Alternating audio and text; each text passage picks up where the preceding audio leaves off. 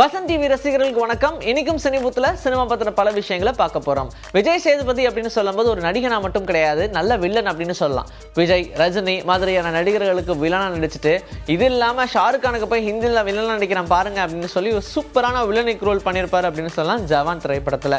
And அவர் நடித்த master படத்துலையும் எந்த அளவுக்கான ஒரு ஹிட்டை கொடுத்தாரு அப்படின்றது நமக்கு தெரியும். பெரிய ரசிகர்களை அப்படியே கைக்குள்ள வச்சிருக்காரு அப்படின்னு சொல்லலாம். இது இல்லாம மறுபடியும் விக்ரம் அப்படின்ற படத்தில் நடிச்சு ரசிகர்கள் மத்தியில் பெரிய அளவில் இடம் பிடிச்சிட்டாரு. அண்ட் ஜவான் படத்தில் பாலிவுட்டையும் விடுவேனா நான் அப்படின்னு சொல்லி அட்லியோடைய இயக்கத்தில் அந்த படத்தையும் கலக்கியாச்சு. ஸோ அதனால் தெலுங்குலையும் கண்டிப்பாக அவர் இந்த மாதிரி வேணுங்கன்னு அடம்பிடிச்சிட்டு இருந்தாங்க நிறைய நடிகர்கள், இயக்குநர்கள். அதனால் அதுக்கேற்ற மாதிரியான ஒரு அப்ரோச் வரும்னு விஜய் சேதுபதி காத்துக்கிட்டு இருந்தார். ஆனால் இப்போ களமிறங்க வேண்டிய நேரம் அப்படின்னு நினைக்கிறேன். சந்தீப் ரெட்டி வங்காவுடைய இயக்கத்தில் ஸ்பிரிட் அப்படின்ற படத்தில் நடிச்சிட்டு இருக்காரு பிரபாஸுமே கல்கி படத்துக்கு அப்புறமா ஒரு பெரிய ஹிட் படத்தை கொடுத்தே ஆகணுன்ற மாதிரி ராஜா சாப் நடிச்சிட்டு இருக்காரு, ஸ்பிரிட் நடிச்சிட்டு இருக்காரு. இதெல்லாம் இன்னும் நிறைய கதைகள் வந்திருக்கு அப்படின்னு சொல்லலாம். ஸோ இந்த ஸ்பிரிட் படத்தில் போலீஸ் அதிகாரியாக நடிக்கக்கூடிய பிரபாஸுக்கு வில்லனா விஜய் சேதுபதி தான் நடிக்க போறாரு. அதுக்கான அப்ரோச் நடந்திருக்கு. அண்ட் அவங்க பேச்சுவார்த்தையெல்லாம் ஓரளவுக்கு பாசிட்டிவாக முடிஞ்சிருக்கு அப்படின்னு சொல்றாங்க. விக்ரம் வேதா படத்துலேயே அவர் ஒருவேளை போலீஸ்க்கு வில்லனா இருந்தால் எப்படி இருக்கும் அப்படின்றத நம்ம பார்த்தோம். அதனாலையும் என்னமோ தெரியல, மறுபடியும் அதே மாதிரியான ஒரு வில்லனா வேணும்ன்ற மாதிரி நினச்சிருக்காங்க. ஆனால் இந்த படத்தில் விஜய் சேதுபதியோடைய கேரக்டர் எப்படி இருக்க போகுது, என்ன மாதிரியான வடிவம்லாம் இருக்குது அப்படின்றத பார்த்துட்டு தான் அவர் எப்படின்றத அக்செப்ட் பண்ணுவாரா இல்லையான்றத சொல்ல முடியும். ஆனால் சந்தீப் ரெட்டி வங்காவோடைய அப்ரோச் ஒரு அளவுக்கு நல்லா தான் இருக்கும். அதனால் பெரிய அளவில் நம்பலாம் இந்த படத்தில் அவர் கமிட் ஆவார் அப்படின்னு. புஷ்பா 2 என்ன மாதிரியான ஒரு வெற்றி, உங்கள் வீட்டு வெற்றியா எங்கள் வீட்டு வெற்றியா, ஆஹா வெற்றிங்க அப்படின்ற மாதிரி ரசிகர்கள் எல்லாருமே இந்த படத்தை தூக்கி தலையில் வச்சு கொண்டாடினாங்க. அதனால் வசூல் வேட்டை எங்கேயோ போயிடுச்சு, எல்லா லாங்குவேஜிலும் ஹிட். ஸோ உடனே அல்லு அர்ஜுன் என்ன பண்ணுவார், ஏன்னா இந்த படத்துக்காக ரொம்ப டெடிகேட்டிவாக 2 வருஷம் 3 வருஷம் எந்த படங்களையும் கமிட் ஆகாமல் ஒன் அண்ட் ஒன்லி புஷ்பா 2 அப்படின்ற மாதிரி இருந்தாங்க.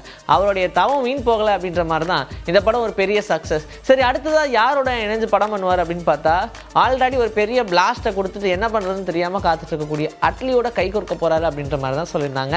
ஸோ அட்லியோடைய இயக்கத்தில் ஆல்ரெடி வந்த ஜவானோ 1000 கோடி போதுமா அப்படின்ற மாதிரி கேட்டு தான் வசூல் அடிச்சது.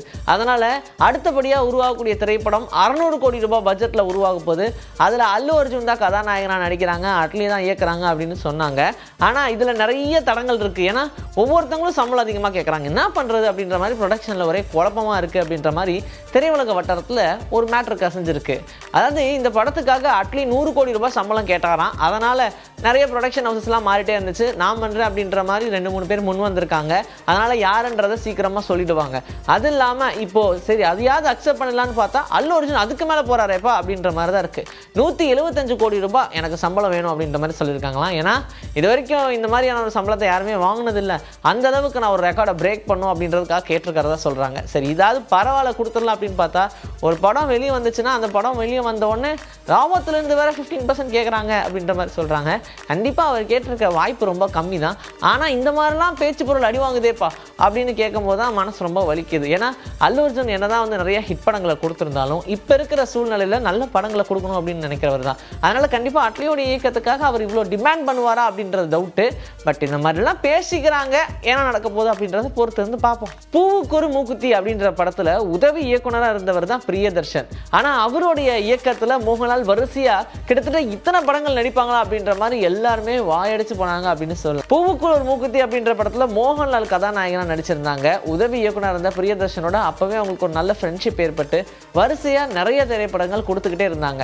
2021 மார்க்கர் அப்படின்ற படம் கொடுத்தாங்க. ஆனால் அதுக்கப்புறமா இவங்க 2 பேருடைய கூட்டணியில் எந்த ஒரு படமும் வரல அப்படின்ற வருத்தம் இருந்துகிட்டே இருந்துச்சு.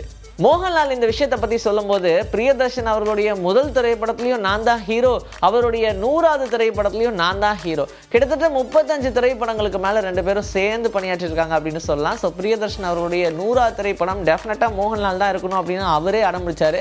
அதனால் அவரே சைனாக இருக்காரு அப்படின்ற மாதிரி சொல்கிறாங்க. ஸோ இந்த டேட்டை யாருக்கும் கொடுக்குற மாதிரி இல்லை.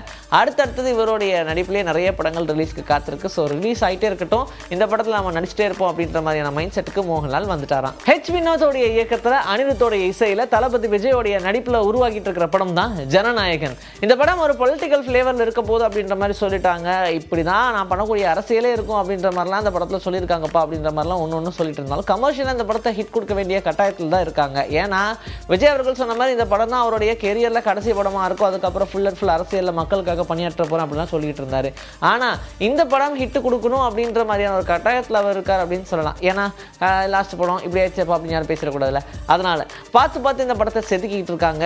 அண்ட் முக்கியமான ஒரு விஷயம் என்னன்னா இந்த படத்துடைய ரிலீஸ் டேட் எப்போ இருக்கும் அப்படின்ற மாதிரி சொன்னாங்க. ஆல்மோஸ்ட் தீபாவளியில் இருக்கும், நியூ இயரில் இருக்கும், கிறிஸ்மஸில் ரிலீஸ் பண்ணுவாங்க அப்படிலாம் சொன்னால் அதெல்லாம் கிடையாது. பொங்கலுக்கு தான் இந்த படத்தை பொங்க வைக்கணும் அப்படின்ற மாதிரி சொல்லிட்டாங்க.